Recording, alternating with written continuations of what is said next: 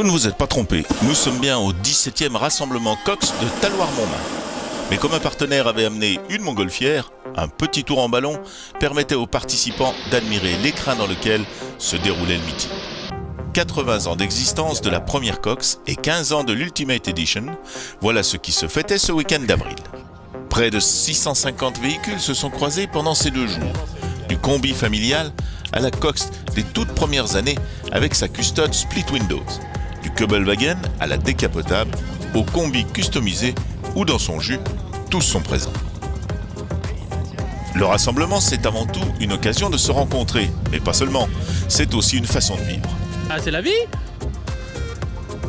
C'est la vie, c'est les copains, c'est la fête. Oh, puis c'est le mythe. C'est une passion. Chouette, retrouve, c'est sympa, très sympa à faire. C'est ça la volonté affichée du démoniaque VV Club et de sa présidente, reçue ici par Séquence FM, une radio locale aux couleurs de l'esprit corse. On a voulu refaire ce meeting cette année parce que ça nous tenait énormément à cœur. C'est la 17e édition, ça faisait 5 ans que c'était pas fait et voilà, on pouvait pas laisser ça partir dans les oubliettes. Il y a trop de souvenirs autour de ça, donc on est revenu. Voilà. Alors, vous avez connu les toutes premières éditions. Pourquoi cet amour des coccinelles ?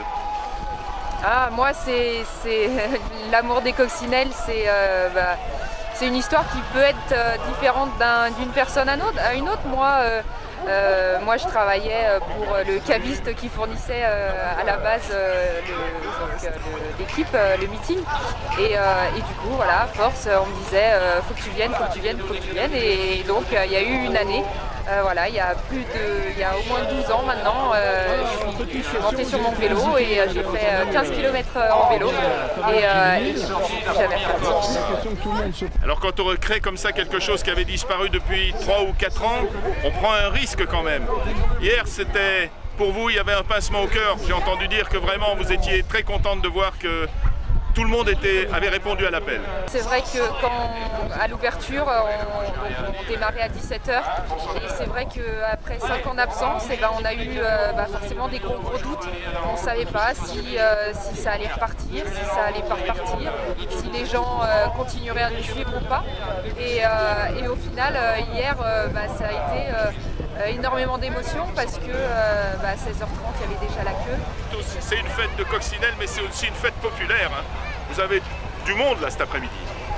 On a énormément de monde. C'est vrai que là, on en est déjà à 500 véhicules. Il nous reste encore 24 heures d'ouverture.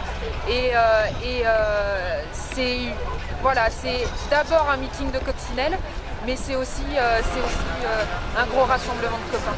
Donc là, vous êtes parti pour combien d'années ? Un ancien membre du club qui était membre lors des dernières sessions en 2013 m'a posé la question et m'a dit est-ce que tu le referas ? Et je lui ai dit oui, je le referai l'année prochaine sans hésiter. Retrouvons-la justement avec ceux qui, il y a 25 ans, ont initié cette manifestation. On avait des cox, on aimait les cox, et puis on était une bande de copains. On était une bande de copains, un petit peu fans, et on cherchait à se faire d'autres copains dans ce milieu-là.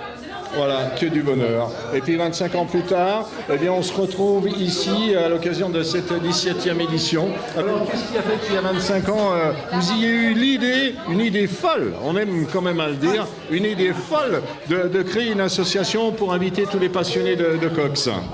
On va dire que c'est la passion des coccinelles, l'amour des VV anciennes et les copains.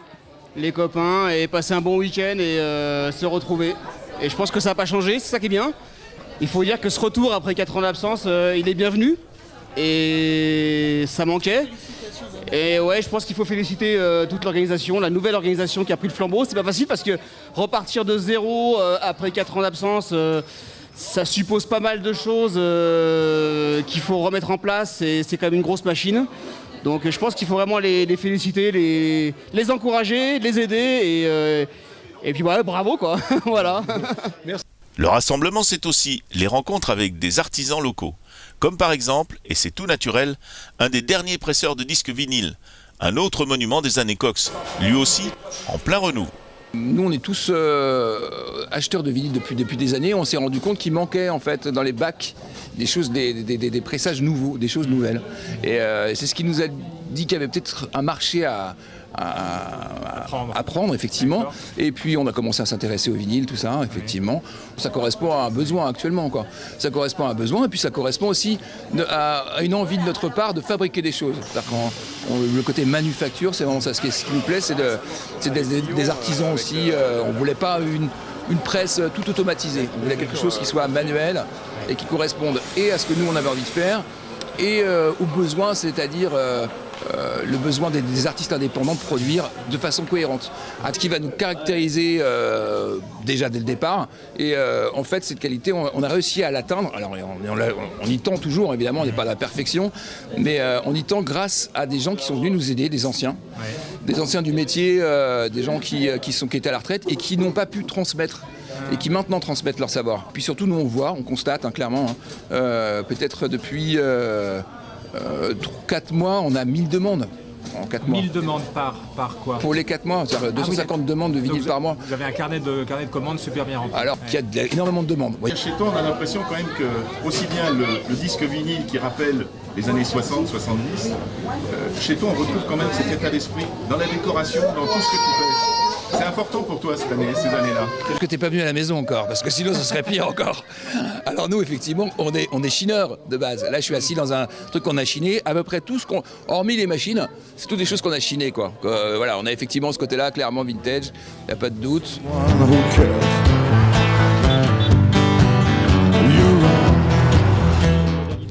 Retour au rassemblement à Talloires. Et pendant que le représentant du garage Jeanlin est reçu par notre partenaire Séquence FM, rencontre avec une auto peu commune en Europe, mais une VV tout de même. Thomas, maintenant que vous avez fini le nettoyage de cette voiture, vous pouvez nous la présenter? Qu'est-ce que c'est ce modèle de Volkswagen? On l'a jamais vu en Europe, enfin très très peu vu en Europe. Oui, exactement, c'est un modèle VV Brasilia avec les caractéristiques suivantes. On a un train avant à rotule, un train arrière avec boîte longue à trompette. C'était exclusivement fabriqué au départ pour le marché brésilien. Ça a fait fureur là-bas, il y a eu des millions d'exemplaires de vendus à l'image de la coccinelle en Europe. Très peu de véhicules importés en Europe. Là, pour l'instant, à ma connaissance, on en a entre 5 à 6 véhicules qui sont potentiellement roulables. Je suis parti du principe qu'il fallait faire quelque chose et puis la mettre en valeur. Je l'ai remise au goût du jour avec mes pièces à moi, volant, intérieur, les roues, les jantes, les fameux Firestone Wide Oval. On a essayé de faire un truc un peu cohérent, un peu sympa, un petit volant personnel et voilà. Et c'est un modèle qui date de quelle année ça au départ? Ce modèle est de 76. A été fabriqué à Sao Paulo exactement. Il est sorti du Brésil pour passer par le Portugal et du Portugal est rentré en France. Là, grosso modo, un véhicule plaisir avec un moteur qui fait pas loin de 100 chevaux, donc c'est pas mal. Ouais. Très bien. Merci beaucoup. Merci à vous. Petite balade au milieu des revendeurs de pièces et accessoires. Swap Meet pour les collectionneurs, le tout sous l'emblème Volkswagen évidemment.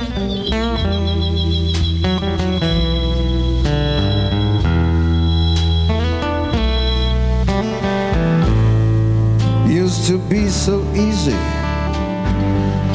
to give my heart away, but I found out the hard way that the price you have to pay. Found out that love was no friend of mine. I should have known better. Au milieu, un petit stop devant un combi et un clown remarquable, car il partage son temps entre la protection des abeilles, mais aussi en donnant des spectacles en hôpital pour les enfants malades. Chapeau les sommeurs de joie. Les coccinelles sont les reines de ce rassemblement, mais nous allons à la rencontre d'autres engins proches de la cox, mais moins connus. À vous de juger, de toute façon, l'esprit reste le même. C'est un buggy qui est préparé pour le tout-terrain, pour en particulier les raids tout-terrain. C'est-à-dire les raids tout-terrain, c'est au Maroc, en Espagne, etc. C'est des raids d'assez longue durée, de plus de 10 jours. Et on est tout équipé pour affronter les dunes, les pistes caillouteuses, etc. C'est justement des raids où vous allez participer là. Vous allez en faire un bientôt? On va en faire un là d'ici 4 jours, exactement, donc c'est très récent. Enfin, c'est très proche. C'est un raid qu'on organise nous entre amis. C'est pas un raid institutionnel, on dira. Et on va en Espagne. On va traverser l'Espagne par les chemins pour arriver au désert dans le sud d'Espagne. Alors en fait, moi j'ai été intoxiquée par mon époux. J'ai toujours aimé la mécanique. J'aidais mon papa à faire de la mécanique toute petite et du coup, le fait que mon époux aime la VV, ça m'a permis de l'aider et je l'aide constamment à faire de l'amélioration sur le buggy en fait. Donc c'est vraiment une passion familiale? C'est une passion de couple. Un couple qui s'engage dans toutes sortes de défis raids. Le prochain, ce sera donc en Espagne. Eh bien les amis, bonne route.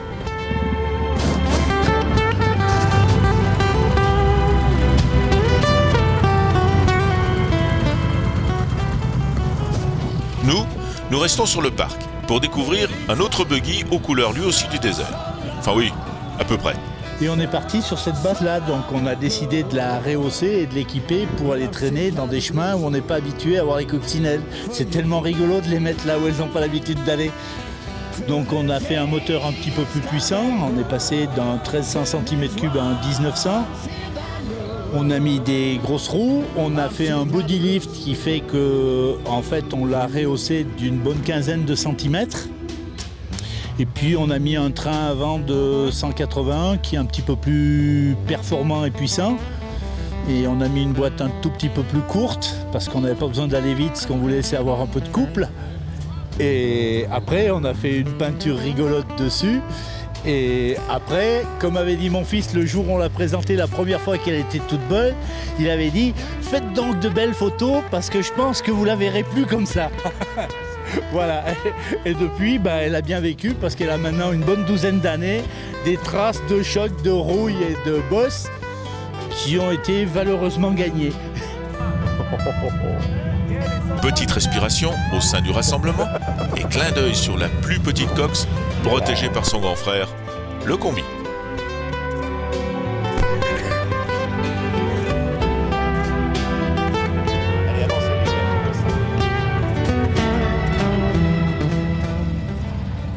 Et pour terminer ces découvertes, on passe dans le militaire avec un de nos amis collectionneurs restaurateurs helvètes, fidèle des rassemblements, Grégoire Comte. La passion des Volkswagen, c'est depuis tout jeune chez vous? Oui, depuis l'âge de 17 ans. J'ai toujours aimé les Volkswagen. J'ai commencé par une Jeep Willys, qui n'est pas une Volkswagen, mais j'ai vite passé à la coccinelle. Après, j'ai roulé pendant de nombreuses années avec un bus Split de 66. Ensuite, la passion est devenue une maladie. Donc, étant mécanicien, j'en ai fait ma spécialité. Je suis spécialisé dans la VV ancienne. Et c'est ma passion ainsi que mon métier. Après, j'ai eu l'occasion de pouvoir accéder à des véhicules beaucoup plus exclusifs dans la gamme Volkswagen. Alors, certes, c'est un véhicule militaire, mais qui pour moi fait partie de l'histoire pleine et entière de Volkswagen, qu'il ne faut pas renier. C'est une Volkswagen type 82, dite Kübelwagen, de la Deuxième Guerre mondiale. Celle-ci est de 1944. Elle n'a pas été restaurée par mes soins, mais j'ai fait de nombreux travaux mécaniques dessus pour la maintenir en état de fonction. La seule information que j'ai, c'est qu'elle a été livrée pour la Wehrmacht et qu'elle a été retrouvée avant restauration en Belgique. C'est pas courant, il y en a beaucoup qui en veulent et qui peuvent pas les avoir. Donc, même si j'ai pas tout l'historique du véhicule, voilà, c'est quand même un véhicule historique qui est bien authentique et je privilégie l'origine, l'authenticité, disons, du véhicule plutôt que les véhicules modifiés.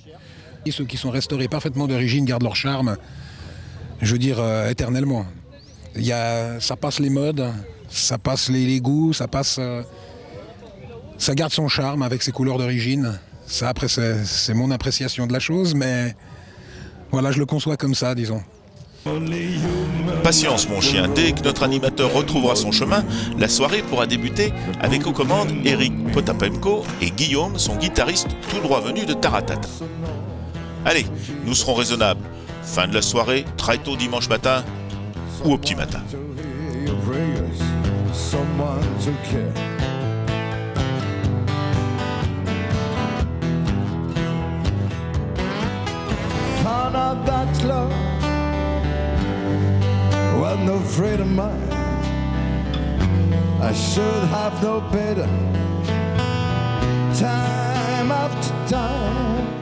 Terminons notre visite de ce rassemblement en musique avec la traditionnelle promenade autour du lac d'Annecy du dimanche matin. Ouverte par la cox d'Isabelle, restaurée par le CFA Carrosserie de Sénaux, à côté d'Annecy. Croyez-moi, Plus de 150 coqs et combis en convoi, ça ne passe pas inaperçu et c'est un grand moment. I'm only human after all. They put the blame on me. They put the blame on me. Take a look in the mirror, and what do you see? Do you see it clearer, or are you deceived? What you believe? I'm only human after all. Magnifique, un temps superbe, un décor idyllique, magnifique. I put the blame on me. Some people got a real problem. Some people got a blood. Il y a des belles bagnoles, le vidéo et les certificats, le cadre est magnifique, c'est super. Ouais. Génial. Et on a le beau temps. Ouais. En plus, hein. Très bien. After all, I'm only human after all. They put the blame on me. They put the blame on me. Ask my opinion, ask me to lie. Beg for forgiveness, making you cry. Making you cry. I'm only human after all. I'm only human after all. Don't put the blame on me. Don't put the blame on me. Oh, some people got a real problem. Alors surtout les fans en cox, réservez un week-end l'an prochain pour le rassemblement Cox 2019 organisé par Camille, Isabelle et le démoniaque VV Club. After all, I'm only human after all. Don't put the blame on me. Don't put the blame on me.